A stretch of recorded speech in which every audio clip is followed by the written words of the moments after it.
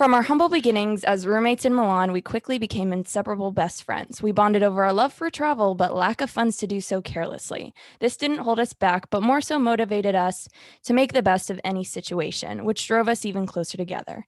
This LA native and fashionista spends her time thrifting, candle making, baking, and the occasional boating day. I can't say enough good things about her, so I'll let this episode speak for itself. Ladies and gentlemen, I'm so happy to introduce you to Fiona. Oh my gosh, thank you. Yay. I don't know if I've ever Welcome, actually Fiona. had an intro about me, but that was amazing. I hope I did you justice. But yeah, I was writing this and I was like, there's so many things I could say. And I was like, we'll cut to the chase. We'll just start doing this. But yeah, We'll just start doing the Fiona. damn thing. She is our very first guest on the show. It's just me and her recording.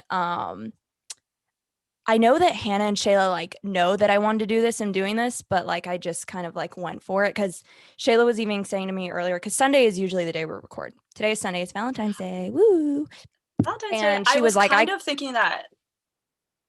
Mhm. I was kind of noticing that you guys usually record on Sunday. So I was like, when I texted you, I was like, I hope this doesn't mess up their recording or anything. No, it was Yeah, it's so Sunday perfect. today. It was perfect because Shayla was like, I'm actually super busy. We're gonna have to push it to Monday or something. And then right after you texted me and I was like, flawless execution. This is so perfect. I'm good at But what I yeah, do. our very first guest, Fiona. I'm so happy to have you. Thank you so much for doing this with me. I'm so Is there excited. anything you wanted to say about yourself real quick? I really think you did kind of start it off perfectly. I think our relationship was so rooted in the fact that we were in Milan. I think kind of all of our friends were pretty similar, but some could do more of our group. Yeah. So it was kind of nice just having each other. And I think for from that, I don't know, it just built the foundation to a really good friendship. Yeah. And I know you've mentioned this in the past, but it's kind of nice because we haven't been able, we're not the type of people to text every day. So Right. one thing I particularly loved about this podcast was it helped me kind of know what's going on in your day to day and stuff. Yeah. When we don't have time to do those 2-hour FaceTimes or whatever. I know. So to give everyone a little context, Fiona and I met when we both studied abroad in Milan in 2017, which, dude, feels like so long ago, which I guess it was kind of at this point. That was 3 hair colors ago for me. So it's been a while. Oh my God. I've stayed the same. And that's why you have healthy hair and I don't. But yeah, we met. So originally we were living in the same apartment and there was 6 people living there. And we weren't in the same room, but then we were not. But then Teresa actually noticed, she's like, hey, I noticed you guys are super close. If you want, you can just take the room. And we were like, say less. And then, dude, I couldn't have imagined a better setup, or a better roommate. Cause obviously, I'm sure as everyone was on that study abroad experience, we went into it not knowing anybody that was going really, or not being close friends with anyone. And so I knew one person, which was Bridget, who lived a couple floors down. But what was funny was, and I think I've told you this, Bridget and I didn't talk to each other leading up. So we were in the same sorority, but we didn't talk to each other about the fact we were going through the same program. So we didn't really know until it got close. And then we were kind of both you know what, we want to go, we want to do our own thing. And then we're like, oh, we're in the same building. That's fine. Same building. Yeah. Obviously. Yeah. Bridget and then lived on 2 floors below us. But yeah, I was so nervous, dude. And I was like, what if I hate them? What's going on? And the first day there, I was having a panic attack. I've never been to Europe before. I'm freaking out. And then it was I remember it taking less than a week to feel settled in. And then that was even before you came, because you had come a little later. Remember I came 2 days late because I think I was going to arrive. There was whatever that main day of kind of moving in was. And I think already my flight was going to be later or a day past that. But then I missed my flight because the travel agent that our school set up messed it up and they didn't give me the right itinerary. So I showed up and, oh, you know what? I showed up and there was I missed my flight. The flight I was supposed to be on was already gone.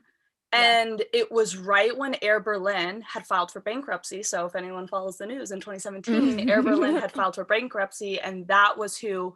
So I guess to go back a little bit, I am also from Sweden. My dad's from Sweden, born and raised there. My mom's from LA, and I grew up like being raised in both places. And so I went and was with my dad for like a month and a half leading up to going to Italy. So I just had a little, I like land hopper or whatever, like just a short 2-hour flight to get to Italy, but I no big deal. No biggie. No, but I missed it. Air Berlin was going under, so then they like were limiting their flights. They had to like put me on a different airline. I'm freaking out, and I was like at the airport. It was like 7 p.m. and they were like, "Okay, we have a 6 a.m. flight for you." And I was like, "Great." Didn't know anyone in Italy. Yeah, I think I had Chandler's number because he had Instagram DM'd me. Chandler was someone else living in our apartment. He didn't Instagram DM me. What the hell, Chandler? Okay, we're gonna have to talk about that. No, but I think really he was the only one. Maybe John. Dude, I remember getting an email and it was from like the school system or whatever, but it was like your roommate John is trying to call. And I remember too, that's when I found out, I was like, we're living with boys? Because I had no idea. Oh, yes, because we had no idea. No. I was like, holy shit, John. And so then I was freaking out even more about that. But yeah, so like Chandler reached out to you but thank God you made it, because thank God. I would have had fun, but I definitely would not have had enough fun.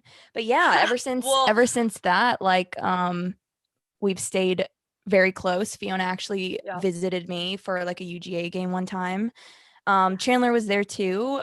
But yeah, like you were saying, I feel like we're both not the kind of people to just every single day be like, hey, what's up? How's it going? Or like weekly check-in, what's been going on? Yeah. Because I mean, we've had this conversation a lot, but it's like, I feel like we're the kind of friends that we pick up where we left off, no matter how much time has passed. And like, I never feel like, oh, I'm like distant from her. Cause it's like, we obviously live in very different places in the country. You're in Minnesota right now. I am. She's living in Minnesota, which we'll get into. Shout out. But so it's like, there's no expectation of like, oh, I haven't hung out with her in a while or whatever. It's just kind of, there's always this bond that we're going to have, which makes it so special, which I love. And I was hoping to like come visit you in 2020, but LOL. Dude, I know. Pandemic. Yeah. And that's crazy too. Like, so I want to talk about like your life right now with your job, where you're living, like if you want to get into that or not. And like how that's been with COVID, and everything. Obviously this is not a new topic. It's been going on for a while, but like COVID, I think it's interesting to always hear like different people's life situations, even though we're all kind of going through the same thing of working from home or working in a weird situation. But yeah, so let's get into what you do, who you work for, all that kind of stuff. Yeah. So I just have to say, overall, I am very lucky, very blessed. To say my life hasn't really changed, obviously isn't super true, but like for the most part, doing the same thing, hanging with the same people, as I kind of was before. So I work for an architecture and engineering firm based in St. Paul, Minnesota. So if no one is familiar with Minnesota, they're kind of known as the Twin Cities. It's Minneapolis and St. Paul, and they're split by the Mississippi River. So I think both are kind of the capital, or St. Paul is the capital, but they kind of work together as a city. Yeah. So over the river, St. Paul, we are a national architecture and engineering firm doing education, government, and like healthcare, senior living. So it's like all public sector work, and I'm on the marketing team. So I kind of got this job happenstance.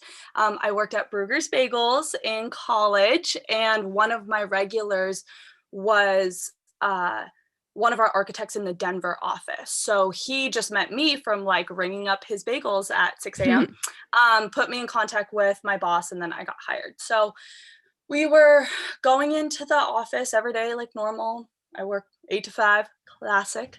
And then hell yeah. And then it was actually kind of crazy when the pandemic hit because we merged with a firm in Nashville.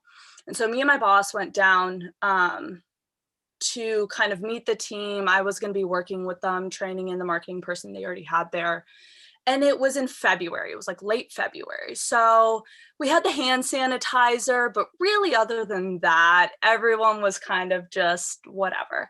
And there was actually a woman who got sick on the plane. And I was like, oh my God, COVID. Because like we didn't know anything. And like ended up, it was the beginning of the beginning of COVID was so unclear. I mean, like I remember at the very beginning of it, like going to the grocery store and like not even worrying about a mask because I was like, oh, like we don't have to, right? Which really, my perspective has changed.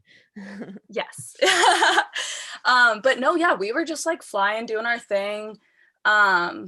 Literally hand sanitizer. Like that's all I remember, just constantly like sanitizing and like nothing more, nothing less. That's it. Then I kind of like think of it like the day the world stopped was like March 13th because it was Friday the 13th, which oh boy, we didn't figure that out. It's a little suspicious, but yeah. So that little sus. So that week it was like Wednesday and I was like, I do not feel great. And I was just like, I work with some older people, just want to be careful. So I was like, I'm not going to come in Thursday. I'm going to go to the doctor's. Told my boss that. She's like, no problem. And I think it was Thursday. And so I go and the lady was like, do you have a fever? Do you have a cough? And I said, no. And she's like, okay, I'll just like, because I had like a sore throat and like a runny nose or whatever. And she's like, okay, you don't have any like symptoms for us to like test you for COVID. Because once again, this was like March. Like they weren't testing anyone unless you literally had a test. No. And so then she's like, you seem fine, probably cold, no worries. And I was like, okay. So I just told my boss, I was like, I'm just going to stay home Friday, like work from home. Went in Friday morning, grabbed a couple papers, went home, was fine. So long story short, don't think I had COVID. We get an email Monday or Sunday night saying like, no one come into the office, like it's shutting down. And so I was just like, oh, LOL. And like the funniest thing the funniest thing kind of about it was for some reason that Friday was that I went in to grab some papers. Like, I don't know what was going on, but we usually like order donuts every once in a while to the office. And so I like remember running into one of our admin girls and she had this like huge order of donuts and she's like, someone didn't cancel the donut order. And like no one was coming into the office. And so I sometimes think about those donuts and whatever was like happened with them. But essentially, then I went home and didn't go back to the office till October. Because our team moved, because our office did a whole bunch of moving with different teams so that we could switch on Tuesdays, Thursdays, Mondays, Wednesdays, like who would come in. We did that. We did that when like I was just like working at my apartment building at the time, still in school. Yes. But we did like alternating, like certain people come in these weeks and not. So yeah. So yeah, we're an essential service. So we fall under that category that I guess was established like whatever months ago. So we never really shut down outside of like maybe 2 weeks. Once again, when everything was shutting down, because everyone's like, oh, just 2 weeks and we'll be back to normal. Oh, dude, we were all like, especially being in school, we were like, oh, after 2 weeks, it'll be over. We'll be done. Won't even think about it.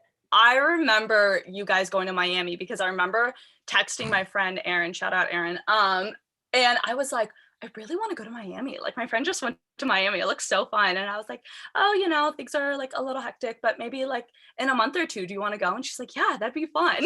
Sure. LOL. For sure. But yeah, so then we've set it up so because we never really shut down. So they reorganized the teams. Most everyone can work from home. It is architecture and engineering. So sometimes you're working with like really big sheets of paper and, kind of the team needs to, as much of a team can get together, it does, but the marketing team really doesn't need to be in the office. So we can go in if we want to. I went in on Friday. That was the second time. So like in October and November, we were moving. So we did that. And then I went in on Friday because I had to print a proposal. Like that's the main thing we do. There are these books. But other than that, like my family's been fine. I've been working from here. Yep. My grandma and my mom, I think at this point have gotten the first shot of the Oh, vaccine. So my grandma really? and mom live together. Good. Good. My grandma's 94. And then because my mom like lives with her, she was able to, and she's like 66, she was able to get the vaccine. Right. So that's really good. Good Trip, for them. his family's been great. No Yeah, one's so gotten we'll sick. get into that too. I Yeah. feel like it's so easy just to go and start talking about this because I'm like, yeah, it's Yeah. Fiona, I know everything. But Whatever. yeah, like we mentioned this, Fiona's from LA. Her mom is there. Does your sister live in LA still? Yes. So she's still Yeah. in LA. Okay. Yeah, so Fiona has an older sister and Fiona has a boyfriend who she's been dating for a while. Yes. And I met Trip because he actually came to visit. It was like the last Yeah. week or the last 2 weeks that we were in Milan. Yes. So I was able to like meet him and spend time. And I remember like not to completely just stop talking about work and stuff, but I'm excited. So I'm No. just gonna talk about this. Yes. No. I But love it. I remember Fiona like talking about Trip and being like, oh, so I like this guy, and like I've been texting this guy or whatever. And like back then I don't know, especially in like my mindset with like guys and stuff, I was like, oh, he's probably nothing. And then like flash forward like, Right. 3 or 4 years later, however long it's been, like y'all are still kicking it. And it's one of my Yeah. very favorite relationships ever. But yeah, anyway, back to work I do have to stuff. say But you were like, there from, oh yeah. no, I was go just gonna ahead. say you have literally been there from the beginning because Literally day one. 100% we met at the day one because we met in like May of 2017. Mm-hmm. And then we were kind of dating. I came up to Minnesota for the summer. Boating and stuff is a big thing here. And he was like, yeah, come up, blah, blah, blah. And I was like, hell yeah. But we knew I was going abroad. So we were kind of like, it's whatever. Like, we really like each other, but I'm going abroad. He's going to be staying back in the States, like doing school or whatever.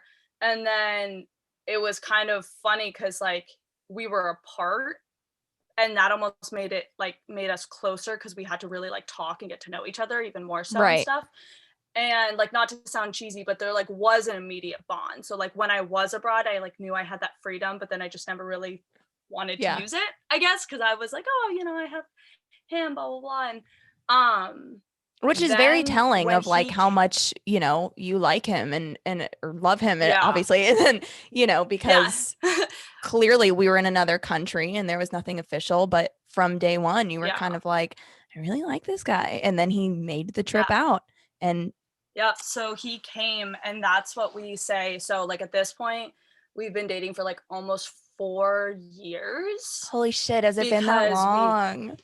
yeah, Oh because unofficially we started dating like that summer, my but God. officially we started dating December 6th. That was the day he arrived in Italy.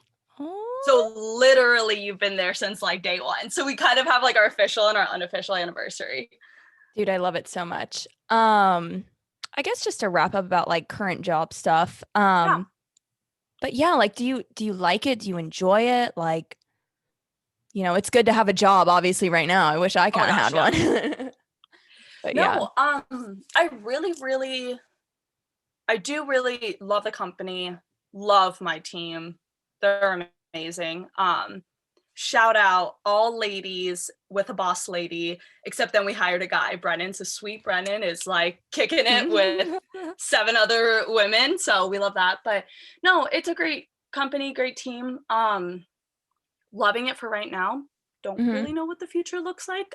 Yeah. I've started definitely being in like kind of interior design, but Hmm. not like, oh, let me just, no shade on TikTok, but let me re-TikTok my room and like get some accent Yeah. pieces and stuff. Like actually maybe doing like a night school or something and kind of Oh shit. seeing like getting the certifications and stuff like that. Yeah. So like my really close friend, her mom is an interior designer. Her and her husband have like an architecture / interior design firm together. So I talked to her about kind of like what it actually is and what it actually takes. And she's like, Right. 100%, you have to go to school and get your certifications because anyone can be an interior designer, but the amount you actually learn by There's a going lot back to more that school is goes into huge. it than just So like, oh, much. I'm good at decorating. There's so much more to Literally, it. yeah. Because I always used to think like, oh, I think I would have loved that and stuff, but like it's a lot. It takes a lot. It takes a lot. But that seems like a very good fit for you because for those of Thanks. you who don't know Fiona, she just the way I think about you is just like your style is just so original but also timeless because Thank you. you were I mean, we bonded the very first moment that we bonded too. We were like just met each other. I think all of us, like the roommates, we had gone to dinner or something, and then we were going home. And I remember me I and you looked actually at each have other. to do a yes, finish the story, and then I have to do a shout out that probably your listeners don't know. But we literally looked at each other. We were walking through Milan. I mean, it was like two kids in a candy shop, like for us, because Yeah. it's like one of the fashion capitals of the world.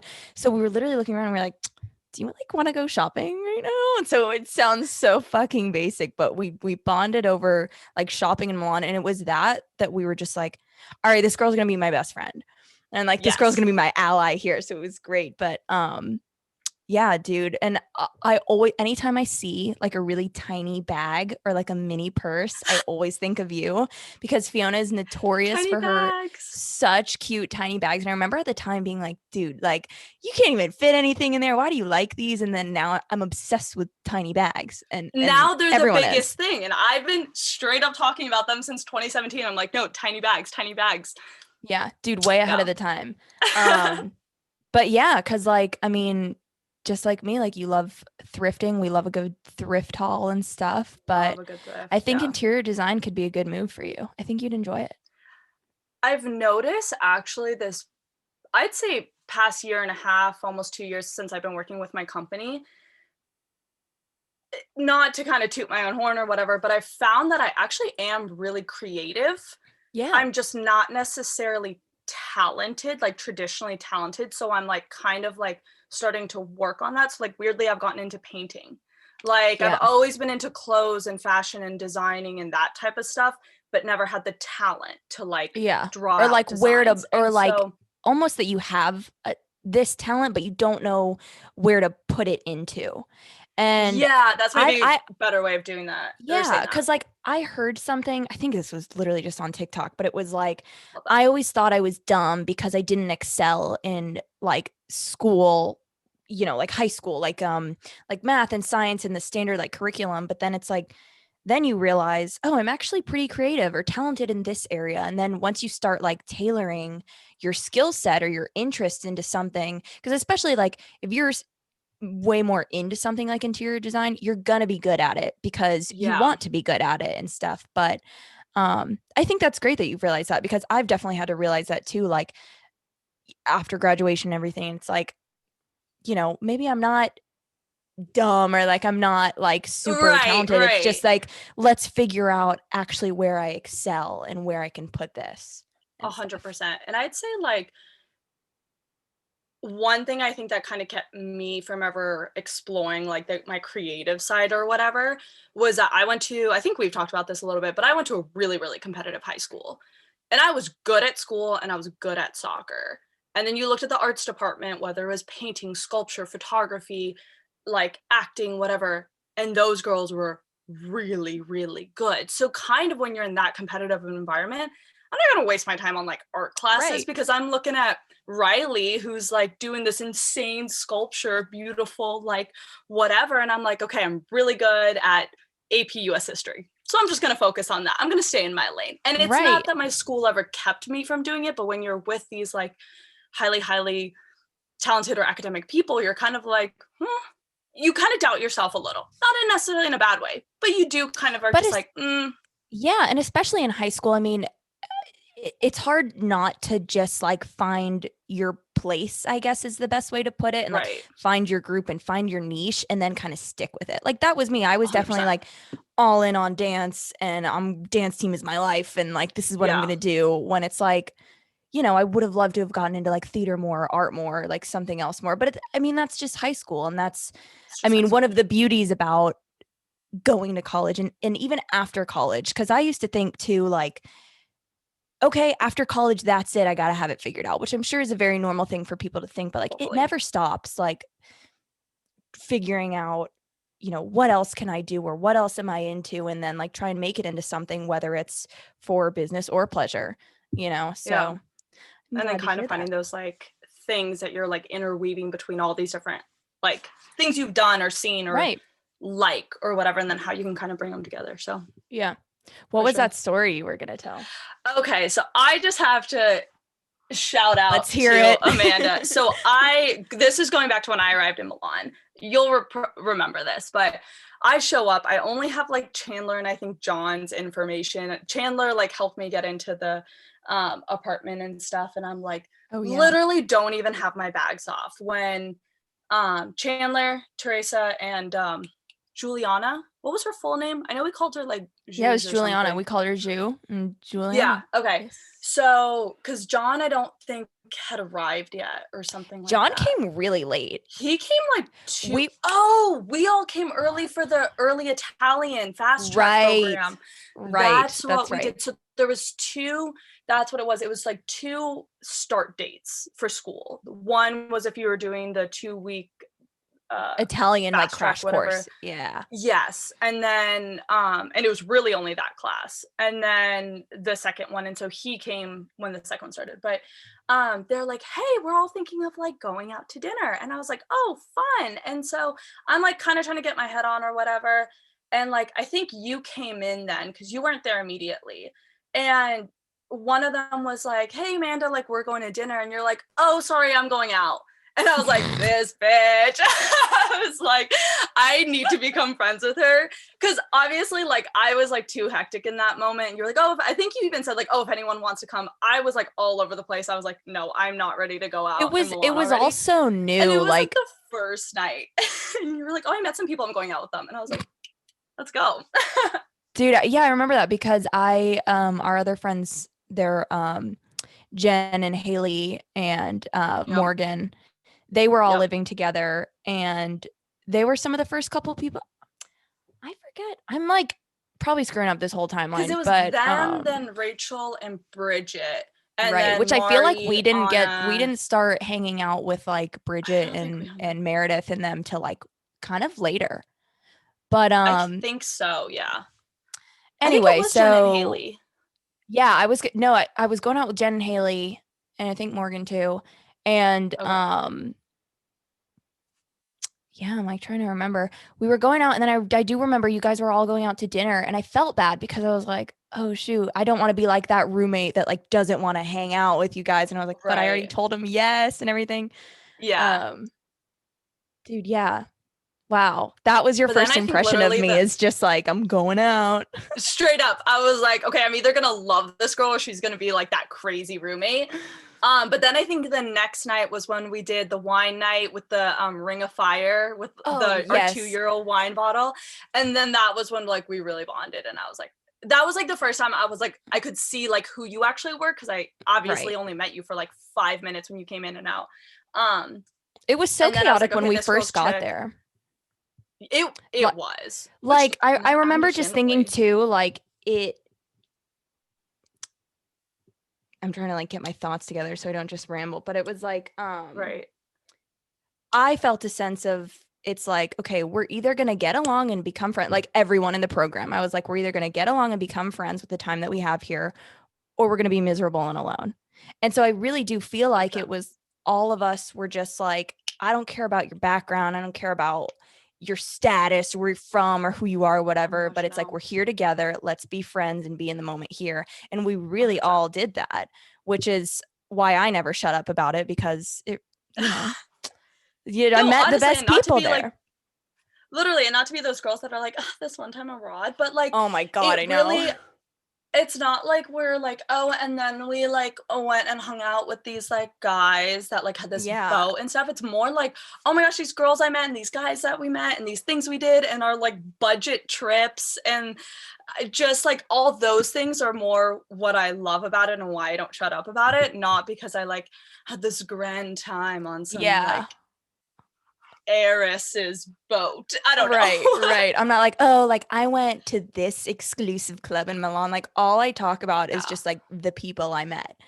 1000%. But yeah, I remember too the first. Okay, so let me backtrack a little. So we had that 2-week program, which was very chill. No trips were planned. It was very much just like, and like we only had that one class. So we were just like playing Yeah. cards every night. We were in the apartment. We would walk around Milan. And then after that, it really started heating up when everyone was like, all right, a trip every single weekend. Let's go. And I remember getting really Yeah. nervous because I was like, look, I don't have just like $1 million to spend being here. Obviously, it's a once in Yeah. a lifetime sort of trip for me. I'm going to do the most I can, but I can't just do everything.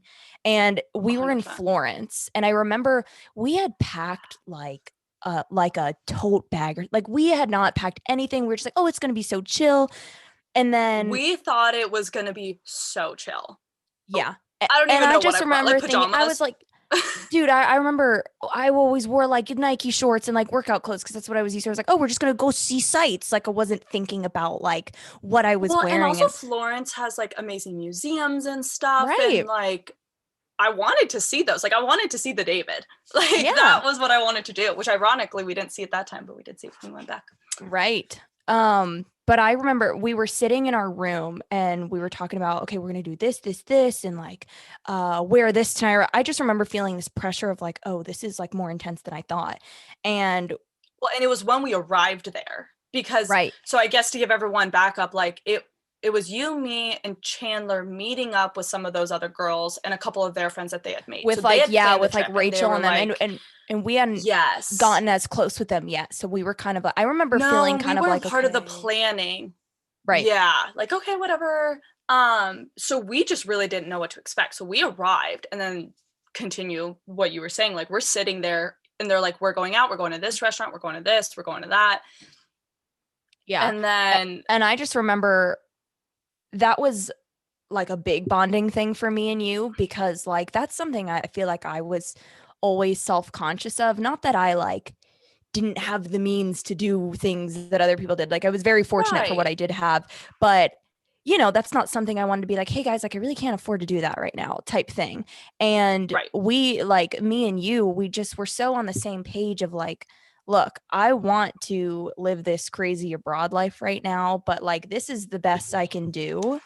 And 100%. so we kind of ran with that. And that's another thing that I think bonded us was just like there was no expectation to be like, oh, well, you got to keep up with me and I got to keep up with you. We were very much on the Yeah. same playing field. And Well, and like yeah, I not to mean, that was like that. out you, but like to out myself as well. Like there was a couple times we were like on the phone with our parents being like, I don't know what to do. And like I Oh, think no, I can't remember if 100%. I told you this, but like so a big also money issue with me was I thought I had my apartment in Colorado sublet. I don't know if you remember this, Right. but Dude, so I remember essentially our this whole program, thing. God, it was bad. So essentially, like to give everyone a background, you paid your apartment for Italy up front. So that was like you paid, I think it was like $3,000 or something for the 3 or 4 months that you were there. Right. Yeah. But in Colorado, like at my school, there was no like half leases or anything. So you had to get into a full year lease. So for that quarter that I was gone, my school did quarters.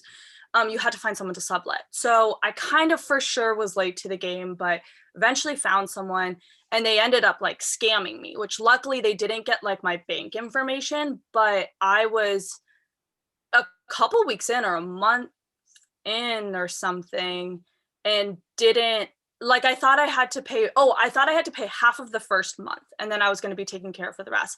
And she ended up or it was like a dude or it was a really weird, it was a scam. And so I was paying like an extra almost grand a month in rent and like Mm-hmm. had to figure that out plus like whatever I had budgeted and stuff. So it was like stressful.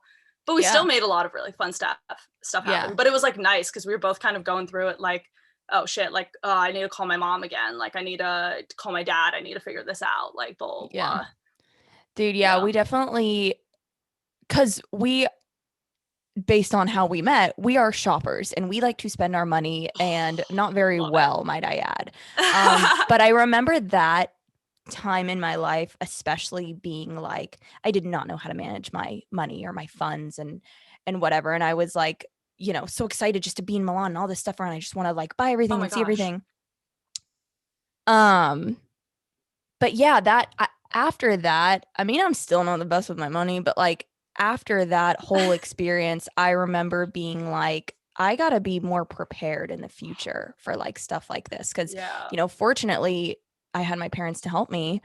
But for sure. if I didn't, I mean, maybe I wouldn't have even been in that situation if they weren't helping me. You know what I mean? But Right. yeah, No, it's I think that definitely was been like, crazy. yeah. I mean, I was always good with my money, but this is also, you're like in college. Like, if you're Yeah. fortunate, like we are, your parents are helping you and stuff, but it was really the first time I had to face, like, oh, you got to, sometimes in life, you have to figure it out. And that's helped me so much since I have graduated because, like, I am completely like independent. Yeah. Like, so I have to figure it out. Shout out my boyfriend's in finance. So, Yeah. He can I help you have out. like, I understand, a little bit more about like 401k and taxes and stuff than maybe some people do. But like, really, I am on my own. And I think that trip was huge in kind of preparing me for the real world. And I still had like a 1.5 year buffer until I Right. hit it. Yeah. So, One thing that's very admirable about you is that you are so like independent. And I feel like you always have been. I mean, I don't know. I feel like you're just like, you're a go-getter and you're like, if I want to get something done, I'm going to go do it. And then you do. And it's very inspirational, might I add. well, thank you. That's so sweet. I do honestly have to say, like, so this, but once again, I kind of, like you said, I have to remember, like, I need to give more context before my stories. I know. Like, I so my feel like we parent, keep being like, oh, actually, let me give the whole entire backstory to this and then I'll get to my point. yes, 100%. So my parents divorced when I was 3. Like I said, my mom was from California. My dad was from Sweden. He stayed in Sweden for a couple years. Eventually, went back to live there full time with my stepmom. Um, but from when I was 2 months old, I was traveling back and forth. Then my parents split up, didn't stop traveling back and forth to Right. be like with my dad and my mom. Um, and like just my lifestyle in Sweden. And then I think kind of just, I don't know, having at that time a different life situation than a lot of my friends, like it kind of taught you a lot of stuff and definitely made me independent. In Sweden, we Right. grew up on an island, and there was a lot of freedom given to kids because you were kind of in this smaller space, right? And so Mm-hmm. you knew everyone's neighbors. So you were always safe. But like I remember my dad, if I wanted to go to my cousin's place, my dad was like, okay, we'd walk down, like we live kind of up this huge hill, we'd walk down the hill and down the street and like go to my cousin's place. And when you're growing up in West Hollywood, LA, you can't do It's that. not the Like, case there. no, right. And this was in the 90s, early 2000s when it was like relatively safe, So I feel like especially nowadays there's more that kind of focus on like don't leave your kids alone and stuff like that. And I don't know, just growing up there like taught me a lot of independence, and then, having to have 2 families and that type of stuff, just Hmm. teaches you a lot about life. But shout out, love my 2 families, love my 2 countries. Oh yeah. Nothing bad, but yeah, I don't know. You get It raised definitely different. makes you like, yeah, like as you said, all of that stuff has made you the person you are. So I do want to talk a little bit about growing up in LA because you know me and I'm obsessed with California and LA for some reason and I love all that. And so Fiona worked at Dylan's Candy Bar, which is kind of like a Yeah. famous candy place. Like It for any of is. those I'm specifically thinking of like Vanderpump Rules because weren't you working when they like came in or something like that? Yeah, so I have a funny story about that. But yeah, so I started working there probably when I was I'd say the summer after my freshman year of college. My parents never really made me work in high school, but with University of Denver, that was my college, we had 6 weeks of break for winter and then your normal like 3 month summer break. So I think that first break I didn't work, and then every summer and winter break I did. And so I worked at Dylan's Candy Bar. At that point, it was big in the sense of like, obviously it was huge in New York. It's Ralph Lauren's daughter's candy store. And she was like, she had expanded to LA, had a place like in Miami, Chicago, and I think like Beijing. Like those were the stores. But I'd really say like the past couple years it got bigger. So like if you were in LA, you knew it. But I remember going back to school and I was like, oh yeah, I work at Dylan's, and people would be like, huh? What are you talking about? Yeah. But it was pretty big in LA. So you saw a lot of celebrities. We had the celebrity candy wall where they would come in, they'd fill it with their favorite candy, put their signature, and we put it on there. So constantly we were having celebrities come in. I will say growing up in LA, you do recognize like when celebrities are in kind of an environment where you go up to them versus when you don't. So like I've seen a ton in my life and I've talked to very few, because you're like, you do grow up more with this, like, these guys are people. And I think, kind of slightly off topic, but I've never really been fanatical about anything, any person, any movie, any book series, anything like that, because I think I grew up in that environment where it's like, they're just it's so people. normal to you. It's just a book. It's just a movie. Like, it's not, whatever. And of course, there's those couple of moments where you see someone, you're like, oh my God, that's J-Lo. Like, that's J-Lo. And, whatever. But yeah. And then that was also the days of all the housewives, Vanderpump Rules. So a couple of the housewives, they had kids at my grammar school. I feel like I'm being like such a name dropper, but like, my grammar school was it's fascinating. But it's true. Yeah, like my grammar school, Mark Wahlberg, he was trying to get his kids to go, but his kids went to a different Catholic school, and our principal was a nun. She was like a classic Irish nun, and she was like, no, we don't take from other like Catholic schools. Like, we don't poach kids from other Catholic schools. So he would come to all the major school events, because he was like just trying to like get his kids in and stuff. And so anyways, yeah, then it was like the era of all the housewives and Vanderpump Rules. And so they filmed an episode. It's when one of the Toms was getting married. And so he was doing all his party favors, were Dylan's candy bar,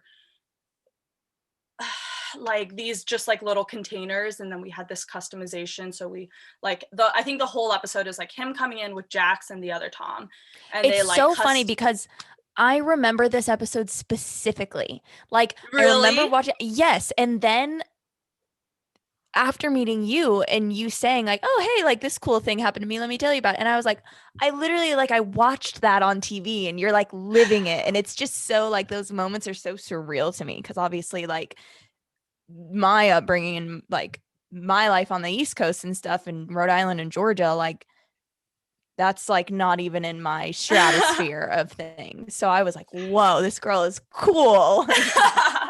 Dude, you gotta have those stories to keep you cool. No, but yeah, so that was I guess I should also backtrack. Like, two of my uncles are producers, so I always knew, nothing's real. Reality TV is not even real. Like, I think at this point everyone knows that, but definitely in the beginning people are like, this is crazy, like this drama, like blah blah blah.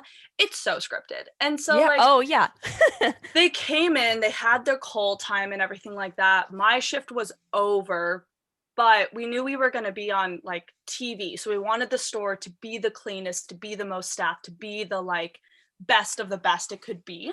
And so I was like, let me know if you guys need an extra pair of hands, I'll come back in and whatever.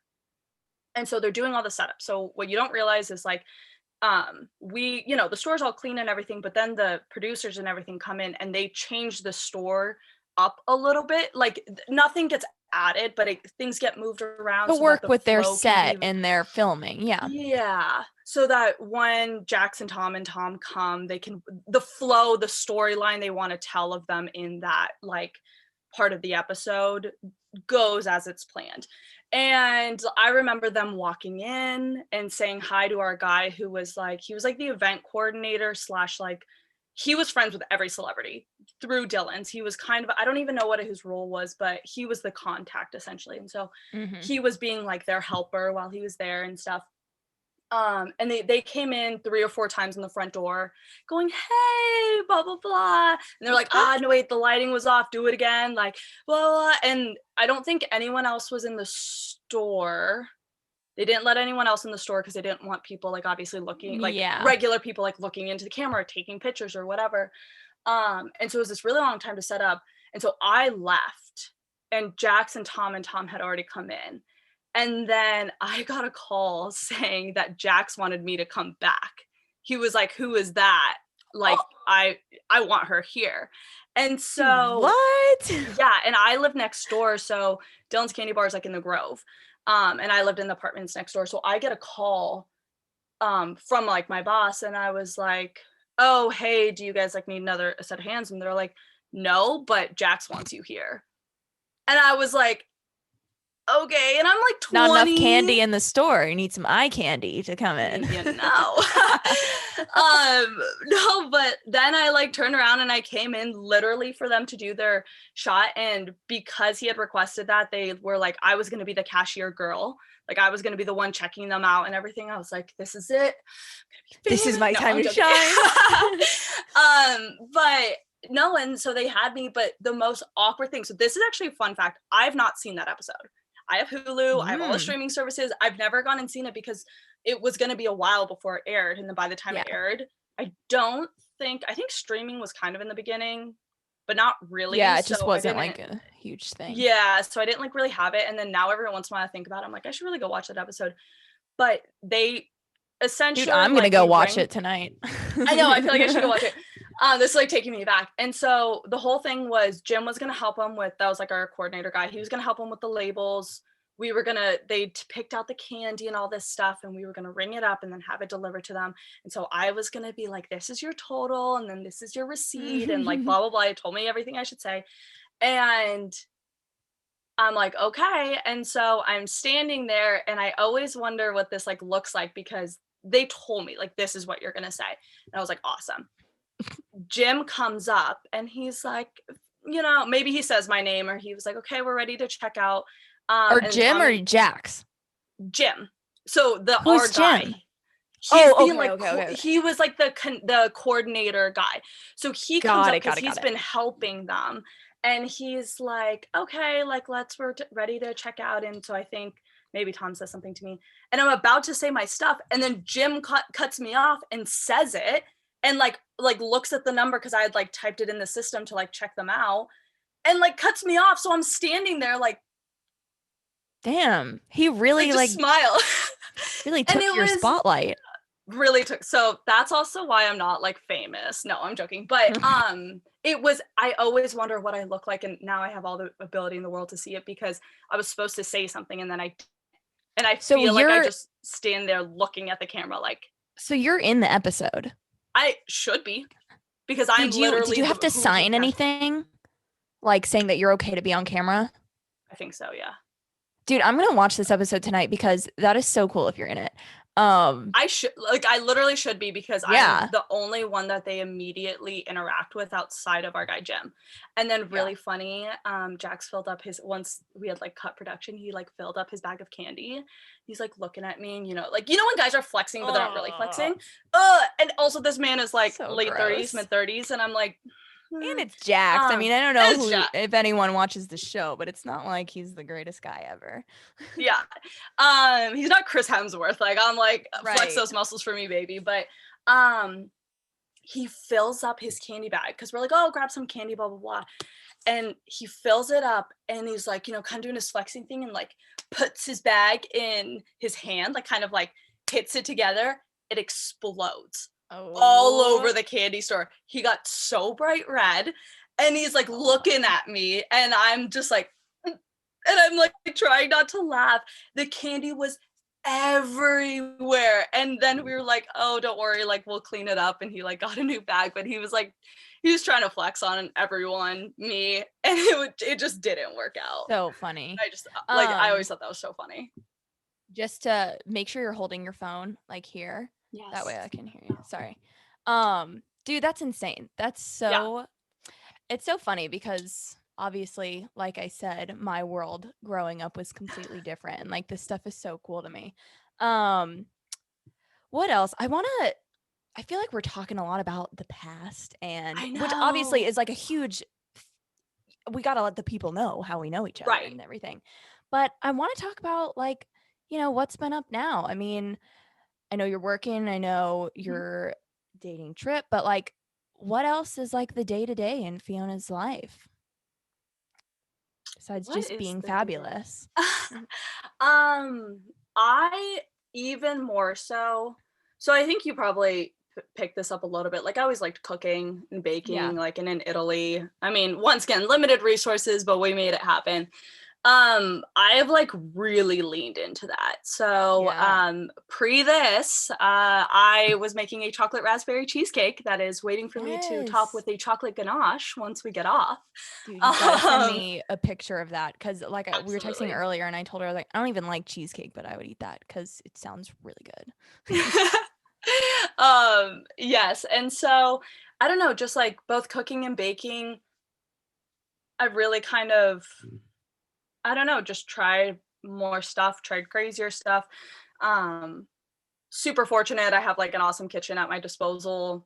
So I have like all the right tools and everything. But doing that, Trip and I are really excited. We're moving in together this summer. Oh my god. So we're looking you at did not tell me this. Yes, I'm so sorry I didn't. But yeah, we're super this is excited. Great. I love the reveal on the podcast. It's amazing. Yes. Oh my god. So are you guys moving into like an apartment together or a house? An apartment. Sweet.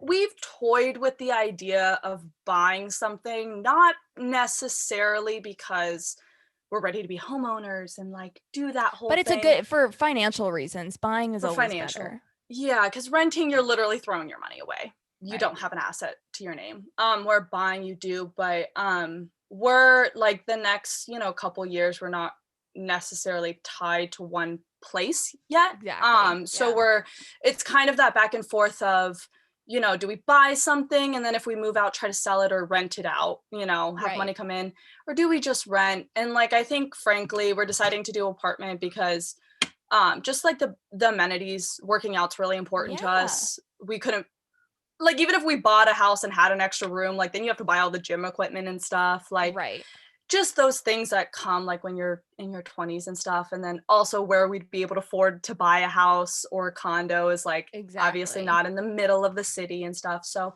that's gonna happen in June. His lease is up in the end of May. Yeah, I think it's a good idea to just rent too, because obviously your relationship is so solid, you've been together for a while, but like, full-time living with someone, they're, not to say that anything would change with your relationship, but there's like a growing 100%. period and there's learning, and like, an apartment is just like, it almost, to me, feels like, you're not tying yourself down with this huge burden now. And like you said, the amenities, like, it's just easy right now to just, we'll rent a place, we have everything here, and then like, once that whole thing kind of settles, then you can buy or like look into stuff like that. And I'm Dude, also that's like so exciting.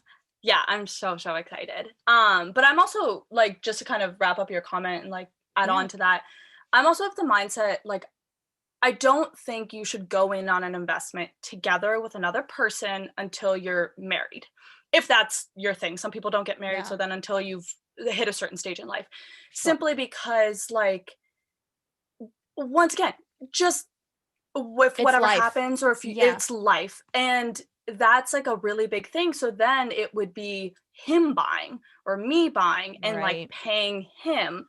Where if you're splitting things down the middle, cutting rent, utilities, all that stuff, or however people decide to, someone does internet, someone does cable, whatever, like you feel more in control and not that you owe someone else. And I think that's just a big thing until you're legally bound to someone. And I think that's so smart, together. because I think that's so smart because, again, trying to collect my thoughts. Yeah, I mean, I guess we covered it, but it's just like, you don't want to have to owe anybody anything. And as much as it 100%. seems like, we're in a relationship, we have been for a while, everything's fine, blah, blah, blah. Like, we're still very young. Things are still going to be changing. Jobs are changing. Like, and like to go in on something like half and half, like splitting a house, like that could almost like stress you guys out to the point where you're like, why did we put this burden on us? But I think you have a very smart outlook on it. And I always say this to you, but I need to take a page from your book about dating, because I clearly am in a very different situation with all that stuff. But yeah, let me see what else we could talk about. I wanted to talk about, I guess, like sorority life in college. I guess not too much again. Like, I don't want to just like live in the past with this, but like, again, I want the people to get to know you and who you are and everything.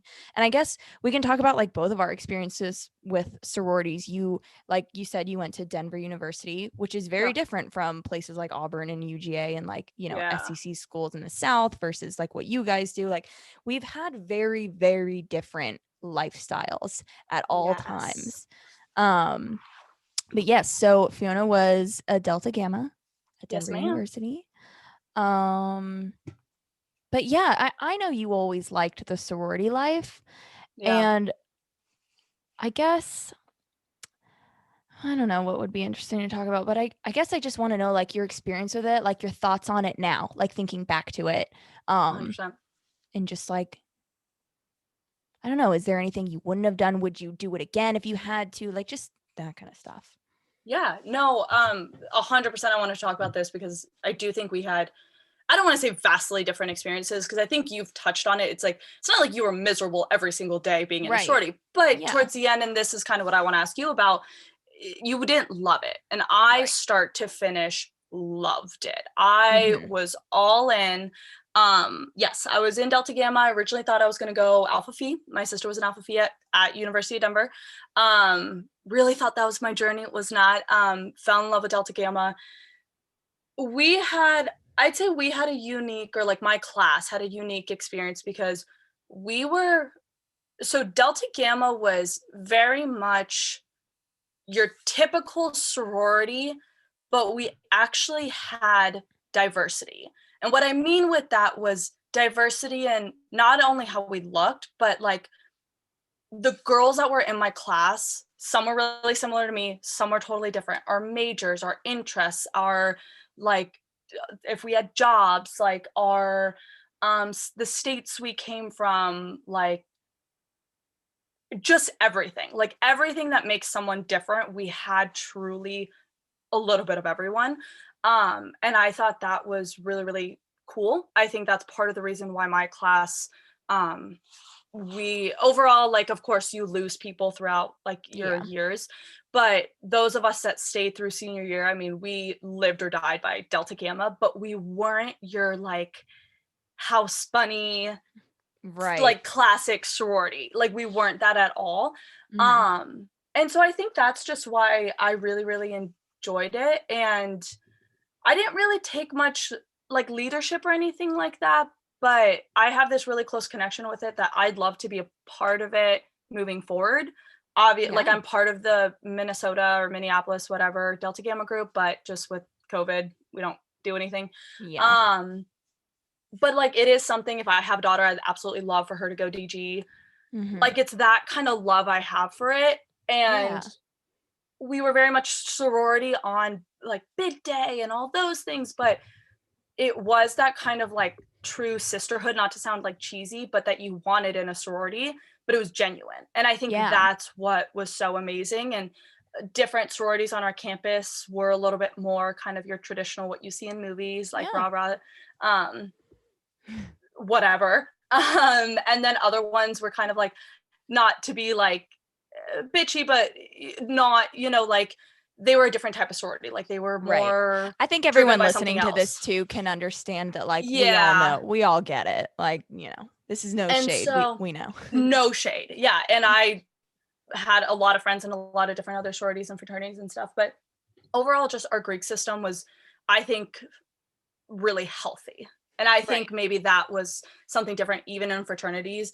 It was very healthy. And truly when they said no hazing, it was no hazing. When it was like respect, all those different things, like my experience, at least I can't speak for anyone else, but my experience was overall great. That's good. Yeah. And so I guess my like little bit or like question for you was, obviously I love like my sorority, but kind of going back to our not talking day to day, I didn't really realize, or like, I don't really understand what your kind of sorority experience was since we left Milan. Because to give everyone a little background, you had just left Auburn and you knew you were going to UGA and you knew you wanted to join. I wanted to reaffiliate with Gamma Phi. Thank you. Reaffiliate. Yeah. With Gamma Phi. And then after that, really until you started your podcast, I didn't know much about it, but I Yeah. understand you finished early or whatever as an alumni, and you kind of Yeah. were just like, about it. Yeah, so our experiences were very different. I think it just goes to the fact that I did join Greek life in southern states. I mean, I joined a sorority at Auburn, which is there is a certain type of girl. Obviously, there's a level of diversity, and I don't want to Mhm. use that term very strongly because you wouldn't call it the most diverse group, but like, Right. each sorority has their kind of vibe to it, I guess is the best way to put it. And when I went into Greek life, I had come from always being on a team, and I didn't want to dance in college. So I was like, and my brother did Greek life and he recommended it to me. And I was like, oh yeah, sorority is going to be like my team. It's going to be my group and where I fit in and what I do. And I remember from the get-go, I was like during rush, great experience. Like Mhm. it was great. Um then once I got into it, I think this also has to do with how I wasn't happy at Auburn, and that was Mhm. always in the back of my mind, is why I never, like, fully immersed myself in it. But from the beginning, I remember feeling a lot of, like, anxiety about, like, I have to go to everything, I have to meet everyone, I have to do I felt like there was so much I had to do when it wasn't just, like, this fun thing. Right. Um, but yeah, I think a lot of, like, the whole Greek life thing and not being super into it was knowing very early on is, like, I'm not staying here. Um, Mm. and so I was like, "Why should I get so involved when I know I'm leaving?"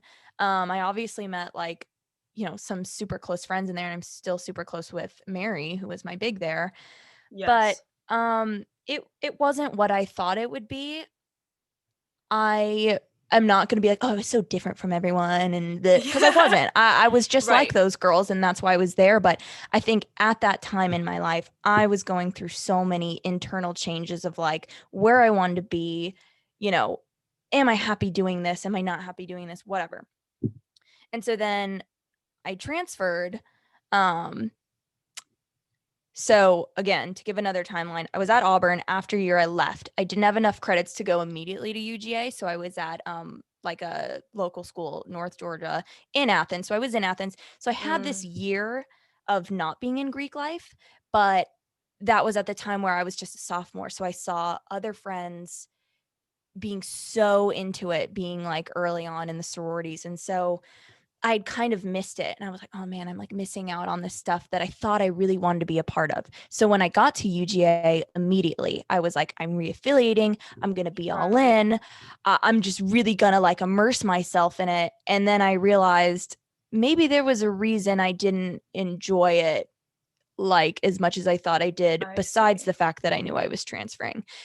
And it just like, it was great, and I recommend Greek life if that's something you wanna do, but I also think it's a good I think my situation was a good, I guess, example for people change, and that is okay. I Yeah. was, I'd say, a typical sorority girl, and I was all for it, and I loved it, and then I changed, and that's okay, and then once I stopped enjoying it, I went alum because I could, and it's not like I'm like, "Oh, I hated that, that was so dumb, like, sororities Right. suck," like, no, I think they're great, I think everyone has their experience, but I also think, um especially speaking to anyone that's going to a school with, very prominent Greek life, like a place like UGA, you don't have to do it just because it is the cool thing to do. And I know that's such like Right. a um an age-old lesson that everybody knows. Yeah. But yeah, I mean, that was just my experience with it. I changed, my priorities changed, like who I was hanging out with changed, and I just didn't want to be in it anymore. And quite frankly too, because I was at the end of my college career, I was doing a 5th year. I was like, I don't really need to be focusing on something like Greek life. I don't need to be paying that Right. right now for something that I wasn't, you know, all into. Living and dying by. Right, Yeah. exactly. So I love Greek life. I still say, like, oh, yeah, this is a sorority I was in, like, even if it's kind of hard to explain my situation Right. sometimes. But um, things just changed. I just changed, and as most people do, and that was one big thing that changed, and I Yeah. also didn't want it was hard too because I rushed at Auburn. I got along with those girls and everything there, and obviously when you change schools, your chapters and your sororities, they're gonna change, and when I got to the one at UGA, obviously Hannah, who is on this podcast with me, she was like the first person to really reach out to me and like get me involved, and that's why we're so close. Right. But so I met like obviously like my best friend through it, which I'm thankful for, but the chapter at UGA wasn't I guess that wasn't like on the I don't know. It just wasn't the same. It wasn't what I had signed up for. So yeah, I mean, I got back into it. I liked it for the time being. I met another one of my best friends, Haley, who was my little, which I'm so thankful to have her in my life. So a lot of good came out of all of this stuff, but it was just time for me to move on. And it was really nothing more than that. There was no big dramatic thing. Yeah. But yeah, that was that with sorority life.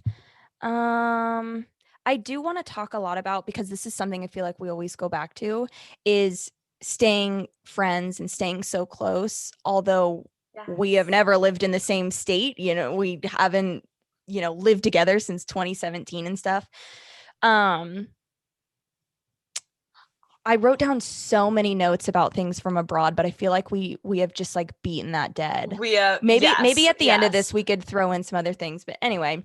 So as far as like us staying in touch, I think from the get-go of like when we all left Milan and we all moved out, like all of us stayed in touch like all the time, every day. We had Snapchat group message, we had Facebook, everything, like always talking.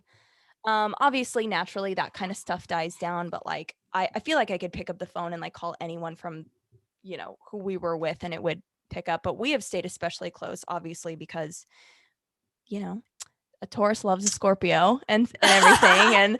And but yeah, we don't. And I don't even know if like I always say this to try and make a point of like, oh, I'm not that person to like reach out to someone like once a week, or like, and I feel bad sometimes because I don't ever want people thinking that I don't want to talk to them or whatever. It's just like, I'm just not thinking about it. And in my mindset, I'm always going to be friends with you. We're always going to have our bond, and I don't need to like maintain it. But, you know, something that I do think has been good is like, I am updating people like with this podcast and stuff. But something that I love that we did is like, we only did it once, which I feel like we need to do more. We did like a brunch over FaceTime. And that was really cute. But I don't even know. It's just like it's not like we talk every day, but you were one of my closest friends, my best friend, like, and absolutely. Yeah. I know. I was like thinking about it too, and I'm like, what is like the secret? Like, what is it that we do? What is it about really us? is, yeah. What makes us click? No, but it really is 100%. Like, I'd agree. You are absolutely one of my best friends, and I don't know what it is. I do know what's recently like I felt more involved with your life, and that's 100% this podcast. Like, I am obsessed. I am a live or die, grin and share it. We'd love to hear it. Not only because the content is great, but it's one of those, like, I think also especially your style of social media presence has changed. And so there's those overshares, which you never were. But then it's those overshares that you see different things of your life and you pick up the phone and you're like, oh, this is going on, like, blah, blah, blah. Let me tell you about this. And so there was, I think both of us, like those couple big moments, or, you know, Snapchat or Instagram stories, like we'd see stuff and then, you know, hit up each other. But one thing I've loved about this podcast is it's those everyday, just like stupid things that like when we were living together, I would like see, or, you know, we'd bond over or whatever. Like the normal conversations and stuff, the casual, normal stuff. All that. And like when you guys say something really, really funny, like I'll just text you that line as I'm like listening to it. And I'm like, this is so funny. And then we'll just, you know, start chatting or whatever. And then there was, the one time, LOL, that we made a point to like do our FaceTime brunch. And and then I think also just like our thrifting, because you and I love sending each other pictures and we're like, this is what I got. And then like that's just something that we've always bonded over, shopping and especially thrifting, and then just being able to share that with each other, because I'm not going to see you wear that outfit in person. You're not going to see me wear mine, but I get excited about it, like this thing right here, and then I want to show you it. So I don't know. I I think just like that finding those those little things things. that we always initially bonded on, those things are like deeply rooted in us, where it's like we're always going to Yes. have those connections. Like, you're going to be in my wedding if I ever get married someday, like Oh my sort of God, things facts. and stuff. Um, but yeah, obviously on this podcast, we talk a lot about like social media because we grew up on the internet. We grew up with, social media becoming a thing and being fully immersed in it. Now we've seen jobs come out of it. We've seen, just how that's like changed our lives or like made us who we are.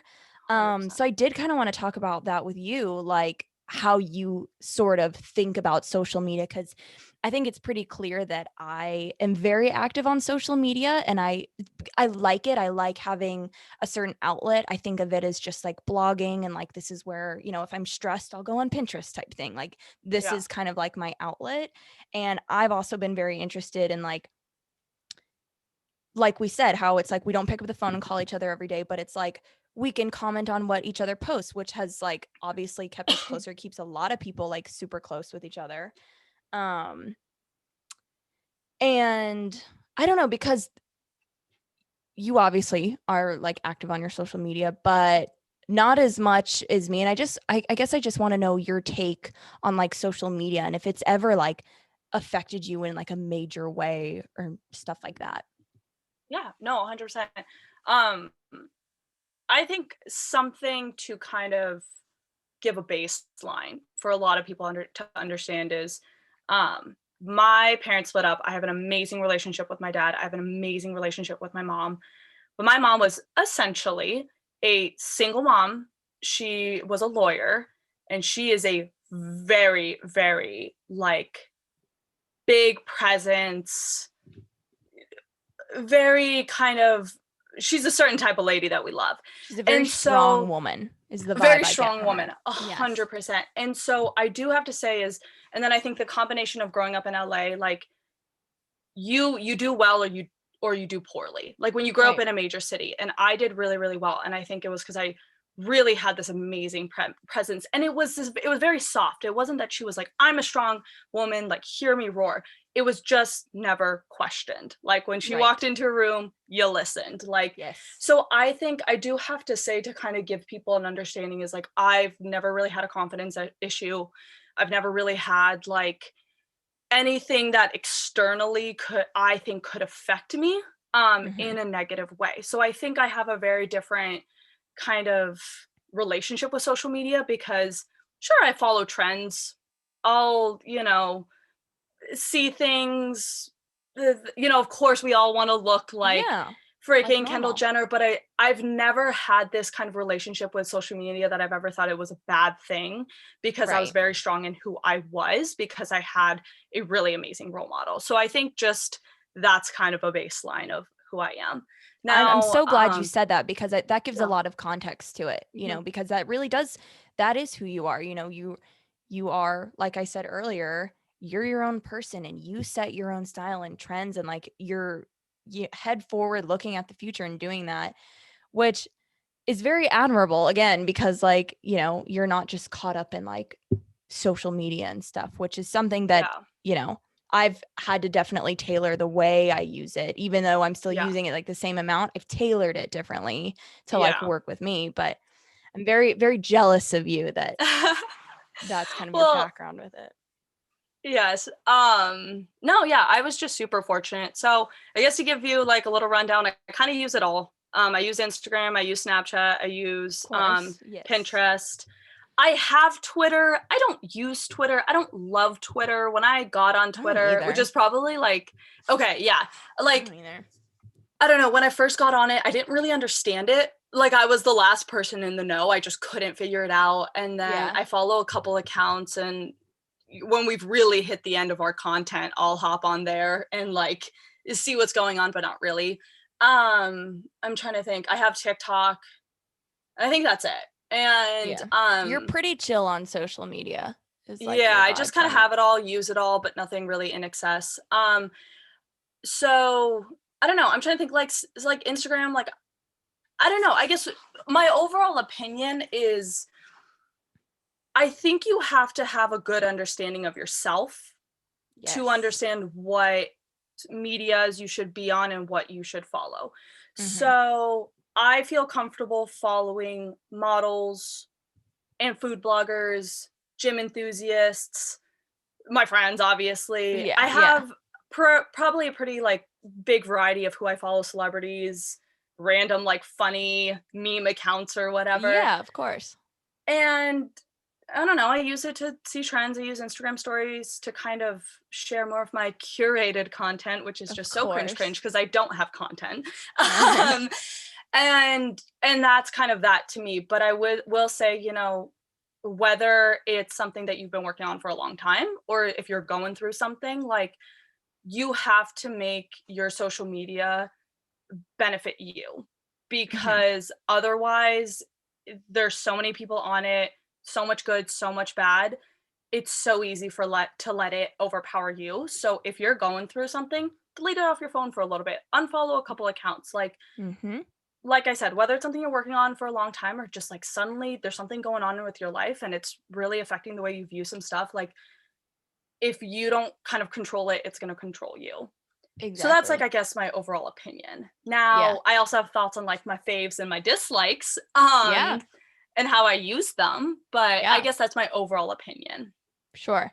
Yeah, it's interesting because, like I said, we kind of are the generation that we're the social media generation. You know, Yeah. Instagram came out when we were like freshmen in high school, so it's like Yeah. at a certain extent, I'm like glad that we're not like, you know, we weren't babies when we started using this stuff. Like we were at Yes. least at the age of like, okay, I'm self-aware and I know, you know, we knew that, you know, this is just what people put online. And obviously, specifically Instagram, like when that first started, um, that's what I'm referencing to. Like Yeah. Instagram, I think became a thing like 2011 or whatever when we were like Something like that. freshmen, sometime around that. But clearly we've seen social media change from just like, oh, keeping up with your friends to, you know, at one point I think everyone was kind of on the same page of like, this stuff isn't healthy. Like we're just seeing like all these like Instagram influencer models and like I can't be that or I can't do that, and it was like almost Right. unattainable.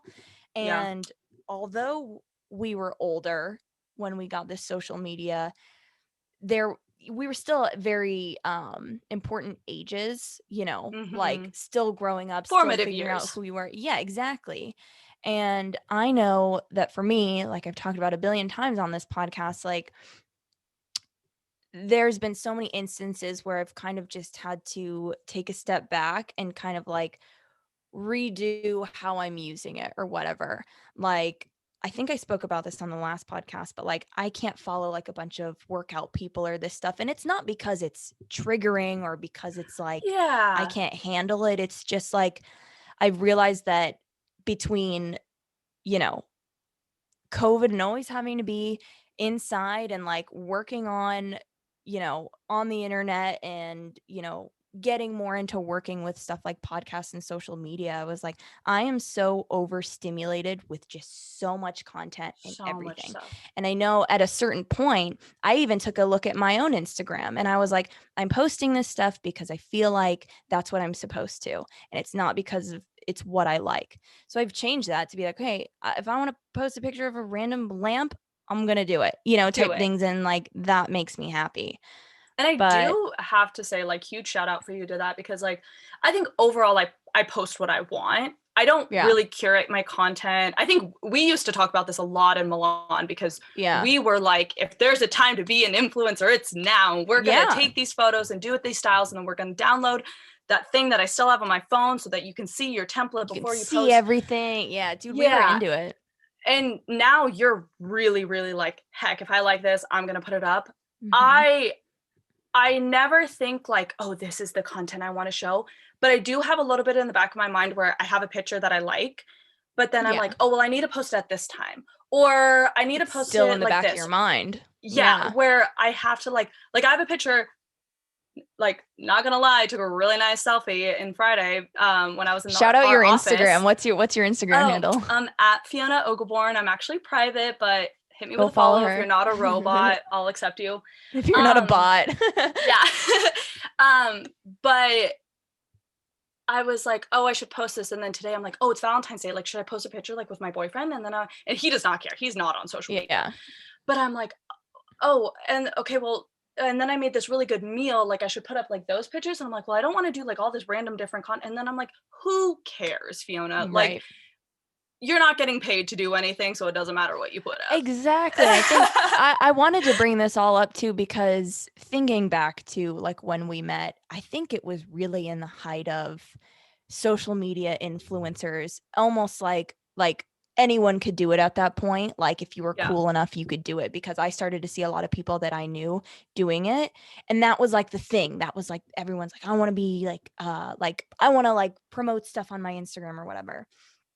And yeah, so we were super into it. We were like, we're Yeah. gonna make it look cool. We're Yep. abroad. We're gonna do this, and it was like fun and everything. But yeah, definitely after that, I had to like definitely get a reality check and be like, why am I doing this? I'm not getting paid for this. And then it's like, um, I don't know if I think I mentioned this on one of the podcasts, but like recently I went through and removed a ton of my followers You did say because that. I legitimately got so caught up in a certain number. And mind you, so many of my followers were like bot accounts, old accounts that were not even active. Like it was ridiculous when I went there. A bunch of creepy men. But I was getting so caught up in that one number, and I noticed it really started to decline, whether that's because my content was annoying or people didn't like me or whatever that reason may be. Right. It's like to my core, I don't care. But because of how submerged like we are with all this stuff, I did care.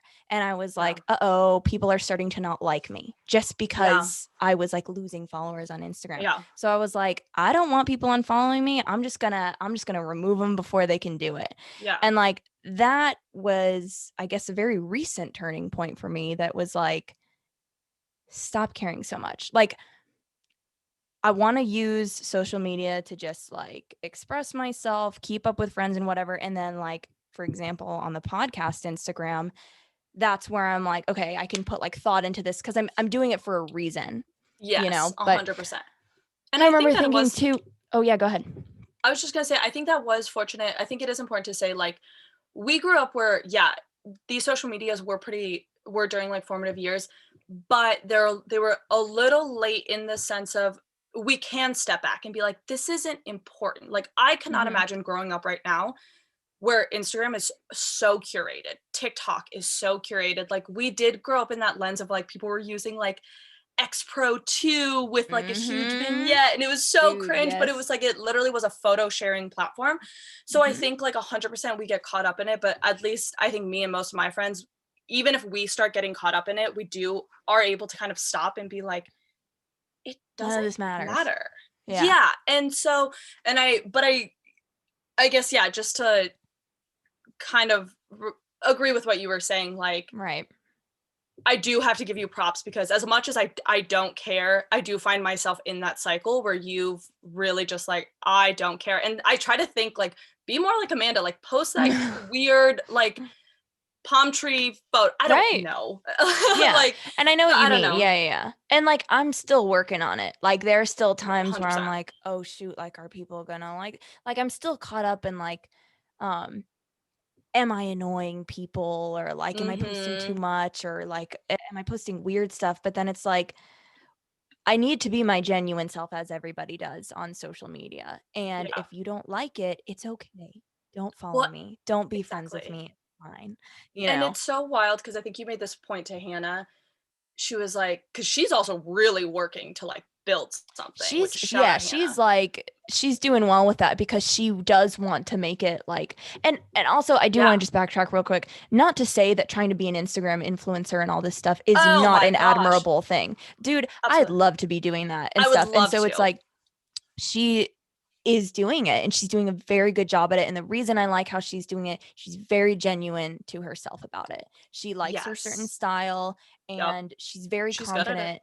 Yeah, and she's confident in what she's doing and it's working in her favor, and you can tell that it's not like fake or like forced to be something she's not. So 100%. yeah, like there's nothing wrong with wanting to be an influencer or Absolutely trying to not. do that. It's just like when it starts, I don't know, when it's not productive anymore and it's just like weighing on your mental health, Just let it go. Exactly. But yeah, no, and I think what's kind of wild to me is, you know, she was saying, I don't want to be annoying, right? And you said the people who follow you, if they're following you, it shouldn't matter how much you post because they should be excited. And it's wild to me that, like, I truly think who you see is like who I am is what you get. But then on Instagram, for some reason, like, I try to be a different, like, because I don't care in person. I'm never trying to be someone I'm not. So, like, why on Instagram am I trying to, like, look cooler or, like, do whatever? And I don't know. I just... I ain't getting paid for it. So I should just post whatever I want. I should post my selfie I took. Yeah, I always love, like, I don't know, kind of tying that sort of stuff into the conversation because, I mean, I don't know exactly who's all listening to these podcasts, but I can imagine there are some young girls listening. And I mean, I think it's always good to share our personal experiences with this stuff and to know that, you know, what you post does not define you. And also it can change. You can be a certain person. You can be like this sorority girl posting this stuff. You could be whoever you want. 100%. And then, like, if you change and you do something else, that's fine too. And I also think I've talked a lot about not trying to fit in a certain aesthetic or genre, narrowing yourself down, which is another thing I think you do very well. Like, it's just because you are so just like open and honest with who you are and how you portray yourself on social media. You know, you're not like, oh, like, you know, that's not the kind of girl Fiona is, or that's not what she does or whatever. You know, it's very just genuine. I think that's a good way to go forward. I know we've been recording for a while, so we can wrap this up. I guess the last few things, just to lighten it up. I guess let's recap like our top, just, I guess, our favorite memory from abroad, just one of them, even if it was like a small moment. And I think mine, aside from the fact that we met each other and we bonded there, I don't know how you don't remember this when we all made lasagna together. Okay, I did though. I didn't at first, and that's when I texted you, and you were like, how do you not remember? And I was thinking about it, and I do, because I remember it was such a mess. It was so bad, dude. We were like, we're in Italy, we're gonna make lasagna, we're gonna like do this thing. And I remember I fucked up with the noodles or whatever, because I was like, oh, we gotta boil them, we gotta, like, it's pasta, we gotta cook it. But then it's like there were the kind of lasagna noodles that, like, it bakes with it, so we kind of fucked up. Mind you, everything's in Italian, and we're like, we took a 2-week intensive, we've got this. Dude, remember when we were looking for the recipe called for Italian sausage, and we were going around the penny market. The penny market was like the grocery store near our place that we went to all the time. God, yes. But we were like, where's the Italian sausage? And we're like, it's all fucking Italian. We're in Italy right now. But that was literally. But yeah, that's one of those moments where it was like we were just like jamming in the kitchen, like, you know, making lasagna. Just we had like a baguette that was rock solid. 13 cents. Dude. Oh, yes.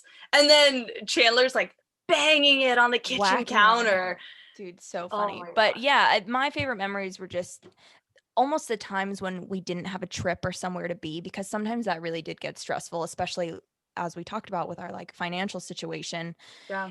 Some of the best moments were just like when we would go to the penny market and buy a 2-year-old bottle of wine, or like buy a piece of bread and all sit in a circle in our room with bread and olive oil and just play cards or something like that. And those are the things I always think back to were like the best moments. I almost want to say I have 2 moments. The first, I think, was the first time we ever saw Il Duomo, because if you haven't been to Italy, and even if you haven't taken like the right train, we were on, I think, some type of, it was a class, it was an ESN trip. So it was a group that they had at school, and they were like, we're going to do this day, we all meet at kind of the main city center. Like a field trip. Outside of Il Duomo. Yeah, it was a field trip. And so they tell you the train and everything to go on. And we happened to be on the line that you're completely underground, and you walk up, and happen to pick the staircase that we're walking up, and it's dark and it's dark, and then suddenly you see the light and you look up, and it is truly one of the most beautiful pieces and structures like of architecture and art you've ever seen. It is hundreds of feet tall, and you just look up. It was breathtaking. And you and I were standing next to each other walking up these steps, and I just was like, everything left my mind. We had no words. I remember that too. No words. We were literally just like, oh my God. Because we didn't expect, we were like, oh, we'll get off the train, we'll walk there, we'll get there. Off the train, smack in front of us, and we were like, the first time I've ever seen it. Like, I'd kind of seen it in pictures and stuff, like whatever. I'd heard of it. I've heard of the dang thing. No big deal. it was truly one of those moments where you're like, oh my God. And there's just nothing else to say. Yeah. And so that was one of mine. And then the other one was almost a complete opposite feeling. So we went to Florence with all of our friends. Then my boyfriend came in December, and we decided to go back to Florence, the three of us. And we happened to pick the train ride that was somehow like 3.5 hours between Milan and Florence at like 6 a.m. It's like an hour train ride. I don't know what we picked. It moved at a glacial pace. Dude, what the fuck did we do? I don't know. And we were just sitting there exhausted. Trip's half delusional because he's still jet lagged. Like, it's 6 a.m. And then we finally arrive in, I don't even know what station. It's pouring rain. And we're like, where's the museum? Because when we first went to Florence, we didn't like go to really any of the museums or anything. So this time we were like, we need to go and we need to see the museums and stuff. And I just remember sitting on that train ride and I was like, why? Why? And then we show up and it is pouring rain. But it ended up, I don't know, it ended up being pretty fun. But it was just like one of those things I'll never forget.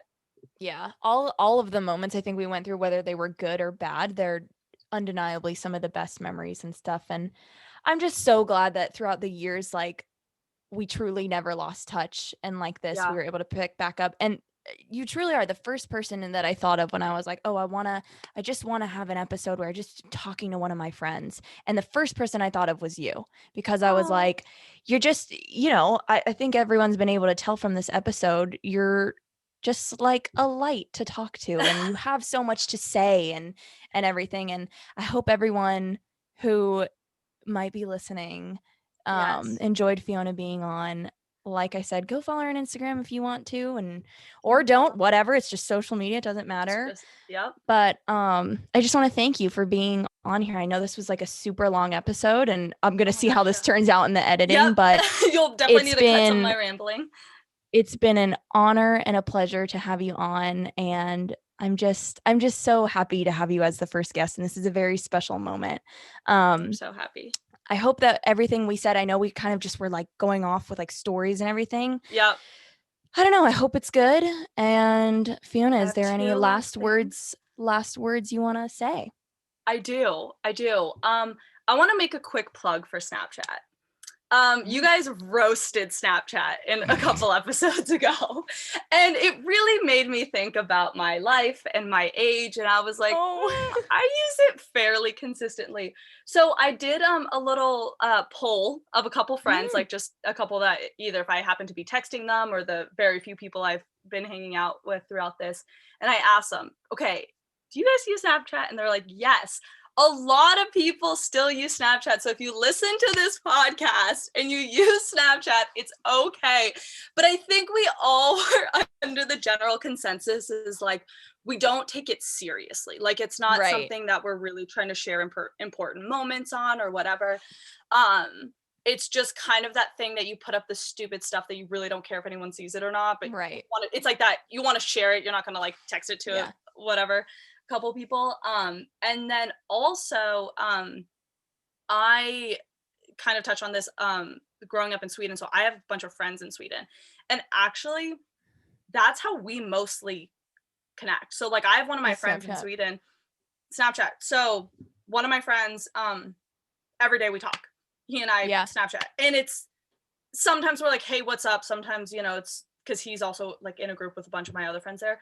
So then I kind of keep tabs on everyone. But it's one of those, like, if we didn't have that, we wouldn't be texting every day. Like, we're not gonna be Right. texting each Yeah, other, yeah, yeah. hi, how are you? Like, whatever. Yeah.